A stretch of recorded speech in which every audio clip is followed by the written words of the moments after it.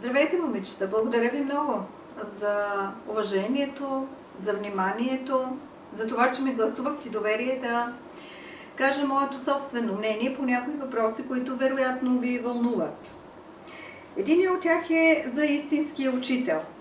Истинския учител е много трудно да се очертае неговия профил, но все пак смятам, че на първо място трябва да поставя обичта към професията и децата, стабилната базисна основа, която учителя трябва да има, за да може да преподава качествено, да се образова непрекъснато в областта на специалността на науките, които са близки до предмета и обвързани с него, в областта на психологията, на педагогиката, на методиката на обучение. Едновременно с това и да умее да общува, да бъде отговорен, креативен, инициативен, с широк кръгозор, носител на морални ценности, за да бъде добър пример, самокритичен и борбен, за да се справя с препятствията. Разбира се, за изграждането на добрия учител трябва да има и добри условия за това. Условията на работа в училище, учебните програми, отношението и ролята на институциите, другите институции, като инспекторат, министерство, общество. Отношението на обществото е изключителен фактор за изграждането на добрия учител, на истинския учител. Това. Какво стои на плещите на учителя? Стоят много неща.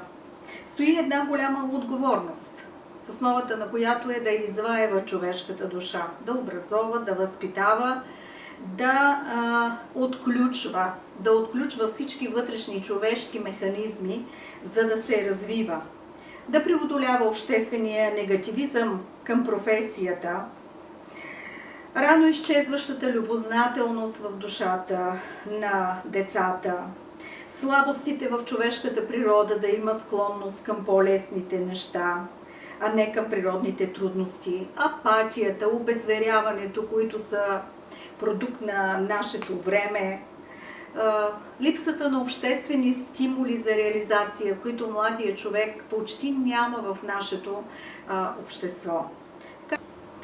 Учителят трябва непрекъснато да се учи от това, което работи, за да може да се развива. Вдъхновението е важно.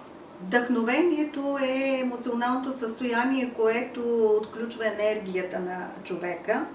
И аз се радвам, че не загубих вдъхновението си до края на професионалния си път. Вдъхновението идва от удовлетворението, че се развиваш, че вие се развивате, т.е. че аз се развивам, че вие се развивате, че вие пораствате, забогатявате духовно, морално. Вашата любов и благодарност е вдъхновение за учителя. Затова не са важни толкова думите, колкото отношението, което може да бъде прочетено в интонацията, в очите. Така че вдъхновението е важно. Какво дава литературата? Книгите изобщо са най-мощните оръжия срещу застоя, срещу бездуховността. А художествената литература не е само източник на знания за света и епохите, тя е изкуство, което развива духовно и емоционално сетивата на човека. Помага на четящите да изграждат морални ценности и умения за общуване, спасява човека от егоизма, от егоцентризма, създава възможност да се решават различни житейски ситуации, учи на съпричастие, на разбиране. Изобщо спасява човека, създава му представи, възможности, спасява го от злото, от природните инстинкти. Човек се издига над природните инстинкти, именно благодарение на общуването с художествената литература. Любимо произведение? Не, нямам любимо произведение. Аз успявам да общувам с всяка книга. Някои от книгите ми харесват повече, други по-малко. Но от всяка книга човек може да почерпи мъдрост, да почерпи ценности, да почерпи познание. Разбирате, нямам любимо произведение. Човек трябва да бъде любопитен и любознателен. Кой е най-добрият учител и кои са важните неща, ме питате, които човек трябва да научи през живота си?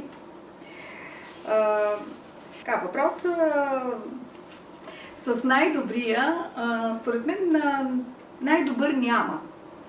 Има много учители, в които трябва да се вслушваш. Книгите, житейските ситуации, учителите, родителите, приятелите, всички хора около тебе, в себе си, да разпознаваш значимото в себе си, вътрешните си потребности и чувства и така нататък. Сложна формулировка. Сложна е формулата, не е проста. И доброто и лошото е също източник за извличане на житейски опит. Така че сложна е формулата за учителите. И от доброто, и от лошото може да се извлича житейски опит. Какво трябва да научи всеки?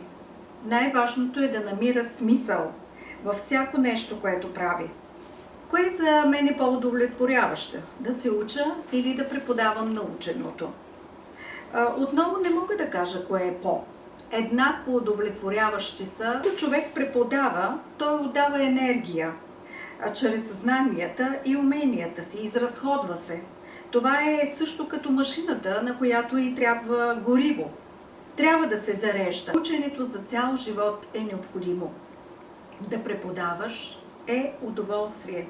Чувстваш се полезен, значим, строител в човешкия свят. Преподаването е комплексна дейност. Не аз ти давам, а ти вземаш. Тоест, не е толкова просто това взаимодействие. Какво ви е коствало да се превърнете в професионалист? Аз за нищо не съжалявам. Нищо не съм загубила. Когато човек работи с любов, няма усещане за загуба. Много се страхувах от прекалената рутина, от одъскаляването, както ние говорим на нашия учителски жаргон, която убива емоционалния и духовния хъс. Бях много внимателна за това. По-близките ми контакти с вас ми бяха този ориентир, който поддържаше духовната младост у мен. Държах сетивата си отворени. Сега ми е много трудно. Дано да не позволя да остарея духом без вас. Ще се чувствам нещастна. Гордост не изпитвам. Изпитвам усещане за пълноценен живот, за осъществен смисъл в професионалния път. Усещам удоволствие от преживяното щастие. И когато срещна по-късно едни благодарни очи, една мила усмивка и чуя добра дума от мои ученици, те не са бивши, няма бивши, аз отново усещам, че не съм живяла на празно като учител. Някога двама мои университетски преподаватели се хванаха на вас за моята професионална ориентация. Спечели този, който предвиди, че ще стана учител. И това се случи. Благодарна съм за това. Благодарна съм за всичко, което се случи в моя професионален път. Благодаря ви много за уважението към мен. Защото аз чувствам това ваше начинание точно така. Благодаря, желая на всички здраве и успех!